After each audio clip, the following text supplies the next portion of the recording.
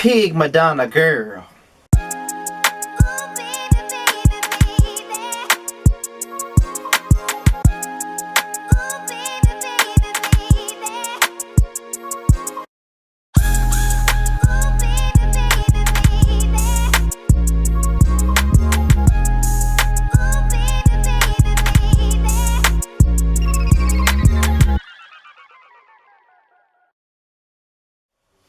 What's going on, you guys? It's your boy Scotty, aka Mr. Still Standing, and we're here for my review of Love and Hip Hop Miami. I think this is season 3, but I think this is episode 11. So we're gonna get right on into the get down.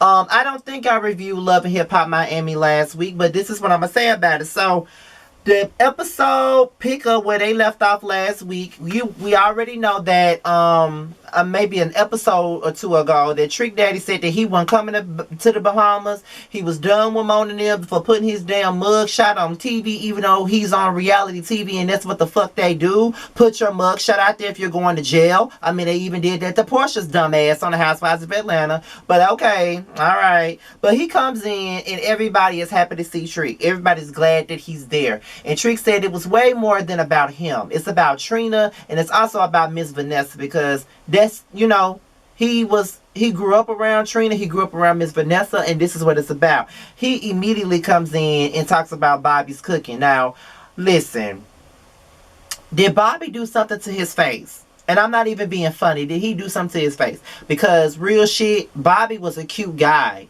without all that shit he got done. It looked like he got a nose job. It looked like he got some shit done to his lips. And it looked like he got a bunch of Botox. And that's what I don't like when you motherfuckers get some money. Y'all want to go and do all this extra shit to yourself. Now, I ain't got no money, but I got dental insurance. And bitch, I'm finna use the fuck out this shit. And bitch, when I tell you, when I use that motherfucking dental insurance, bitch, these teeth gonna be on point and can't nobody tell me shit when it happens. Next thing you know, Sookie Ana and Chamillionaire, they sit there and they talk about Sookie Ana's upcoming women's empowerment event. She was talking about her situation as a dark-skinned woman and the trials and tribulations that she had to face as a dark-skinned woman. And now she wants to put more light on it and just invite a bunch of brown girls there and just have a good time and just, you know, share your experiences as a brown-skinned girl and as a dark-skinned woman and talk about your life and all of that stuff. And I think that this is a great way to show Sookie Ana, because every time we see Sookie Ana, she's always being ratchet, talking about sucking dick and every type and all types of shit. Now, one thing about it, I did not like Sookie at the beginning, but she's grown on me. I thought she was very extra, but I think she's one of those personalities that you have to take until you get used to it. Like, I think she has one of those personalities that has to grow on you. And to be quite honest, I do feel like I have one of those personalities too, because sometimes when people first meet me, they either think I'm a bitch, they think I'm stuck up, but being a bitch and being stuck up is the same shit, right? But they think I'm either one of those things. And why people write me about my job? But anyway, yeah. So they just knocked me all off my damn throne. Anyway, but yeah, I didn't like her at first, but I hate when people do this shit. But anyway, I think I have one of those personalities too, where you have to warm up to me first and get to know me as a person, because I'm not the most warm person when you first meet me. Sometimes I can be a little bit standoffish. I really can be, but that's just in my nature to be. It's nothing to be seen as taking, you know, nothing to be taken seriously. I don't know you, so you got to get to know me first. So I think that's just what the type of personality that Sookie got. And I just like Sookie and Chameleon and Hood Brett. Those three girls are really about their business. They're always in the studio. They're always filming videos. And they always are trying to do things to elevate. And most of these girls that be on Love and Hip Hop calling themselves artists, they don't be serious about no fucking career. They just want to get their ass on Love and Hip Hop, throw a drink, and think that's going to get them some notoriety. Bitch, if you're on Love and Hip Hop, you need to be trying to push a product and push your motherfucking music. Look at Chasing Atlanta and look at Chasing Dallas. These motherfuckers go on to these shows and they push what the fuck they got out. Q got on Chasing Atlanta and he is out here doing his thing as a host, as a media personality, as an author. J-Lon got on Chasing Atlanta. He's selling the shit out of hair and doing the fuck out of hair. You got Carrie D on Chasing Dallas. He's pushing his music. You had We Were Miscarried on Chasing Atlanta. They pushed their music, and I actually bought their damn music. So at the end of the day, I feel like when you're on a show like this, you need to show people that you're hungry and you want some success. Hood Bread especially is sitting in studios. Sookie Ana especially is sitting in studios. Chamillionaire is especially putting out music, shooting videos, talking about her music, pushing her product. A lot of these bitches that be on these damn reality shows, they're not pushing anything. They had these make-believe ass storylines, sitting in studios, eating now-laters and double bubble gum every fucking day, not putting out no music and not recording none. So shout out to Sookie Ana and the rest of the girls for doing what they're supposed to do. Ara talks to her mom, and she basically talks about her disappointment in Primadonna and how she came in and didn't tell her that she was going to bring MJ's ex with her to that dinner. I still feel like Primadonna was full of shit, and I don't give a fuck what none of you say. Primadonna was wrong for how she played it.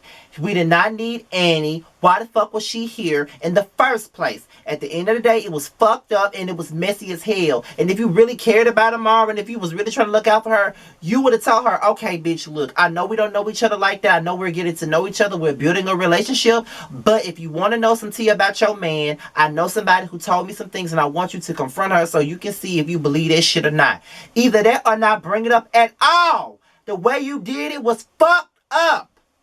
You porky pig looking ass bitch. You porky pig bitch in a wig. You were wrong for that, and that's just the bottom line.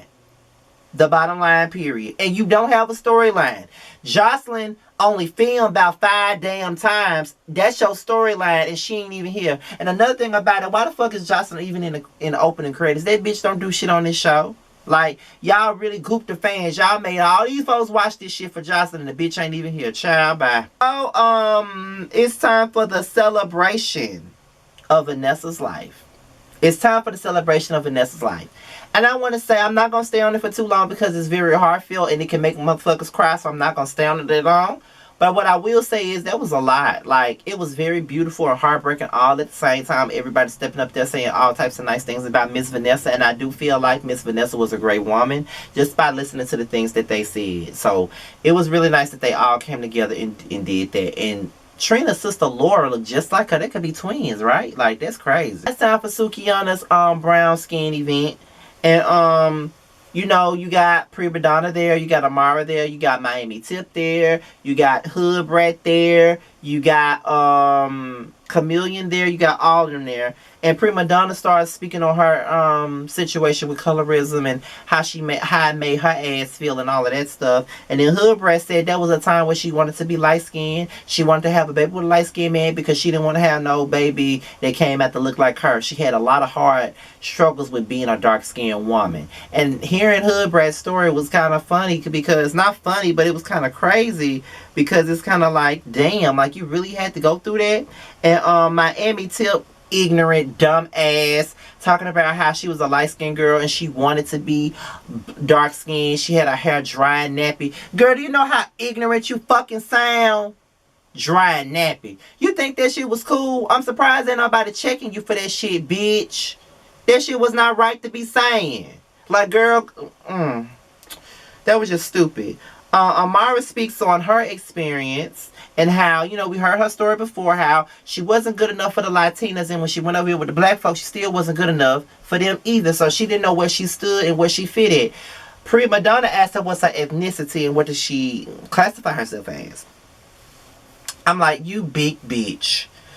Like, as if you didn't know what this girl identifies herself as. She clearly identifies herself as Afro-Latina. We have heard her say it time and time again that she's Afro-Latina. So how the hell do you not know, you big bitch? You know it.